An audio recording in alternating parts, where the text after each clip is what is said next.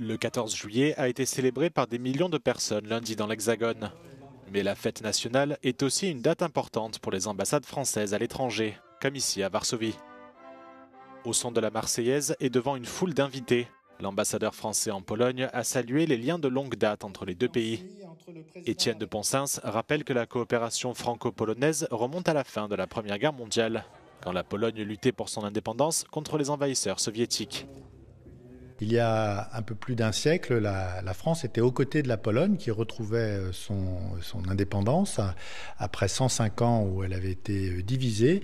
Et c'est les Français, avec notamment la mission conduite par le général de Gaulle à l'époque, qui était capitaine, qui a aidé la Pologne à repousser l'envahisseur bolchevique de l'époque en 1920, qui était en fait l'envahisseur russe. Donc nous avons une fraternité d'armes. Les liens entre les deux pays se resserrent de nouveau face à la menace russe. En mai dernier, Emmanuel Macron et le Premier ministre polonais Donald Tusk ont signé à Nancy un traité de coopération très axé sur la sécurité, qui comprend notamment une clause de défense mutuelle. Et donc la France et la Pologne, comme il y a un siècle, sont côte à côte pour faire face à la menace qui grandit à l'est du continent. Ce traité a également établi une journée de l'amitié franco-polonaise le 20 avril.